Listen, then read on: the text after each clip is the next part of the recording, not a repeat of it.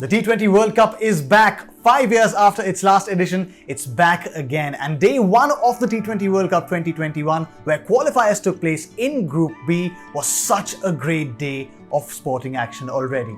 In the first game, Oman took on PNG, and Oman won the toss, put PNG into bat first on a track that seemed very good for batting. Not for PNG's openers though, both of whom could not add a single run to that tally, were out for a duck.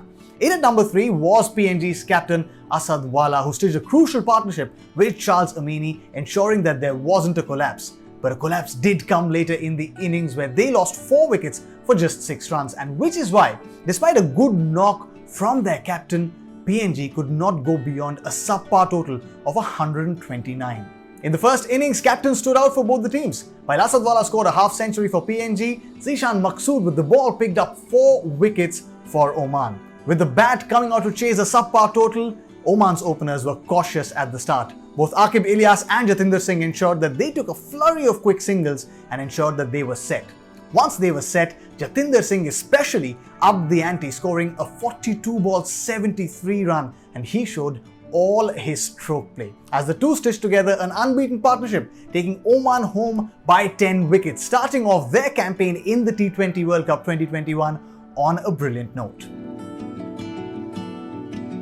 Second game of the day was the big one. Bangladesh were taking on Scotland in the qualifiers. Remember, Bangladesh hadn't qualified for this T20 World Cup via the automatic route because they weren't in the top 8 ICC rankings at the time of the cutoff 3 years ago, which is why they are playing these qualifiers. But they're touted as favourites. They'd beaten Australia and New Zealand at home, so when they came here, won the toss, put Scotland into bat first, they started as favourites, and how. And then they dismissed the Scottish captain really early as well, without him scoring a run. But then came a small partnership between George Munsey and Matthew Cross, with Munsey doing the bulk of the hitting.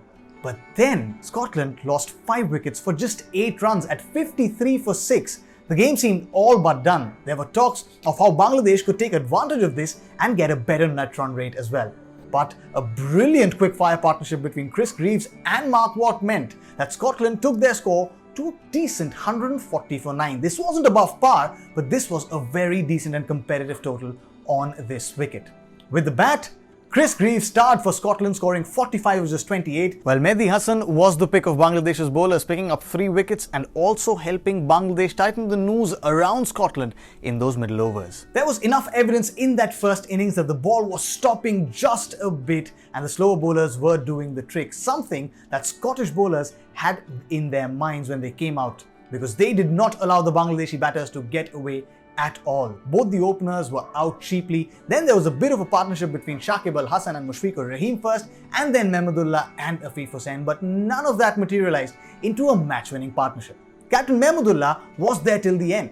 Bangladesh needed 32 runs from the last 2 overs and he was out there batting. He wasn't timing them really well. He did hit 1-6, but once he was gone in those latter stages of the game, Bangladesh's hopes were all but done, as they went down by 6 runs versus Scotland in the first game and have now suffered a major setback in their hopes for qualifying for that Super 12. Day 1 of the T20 World Cup 2021 in the qualifiers had quite a lot of action, and we've got you covered right here on Cricbuzz on not only T20 World Cup but also all things cricket. So stay tuned for all the updates. My name is Tanay Tiwari. Thank you so much for watching.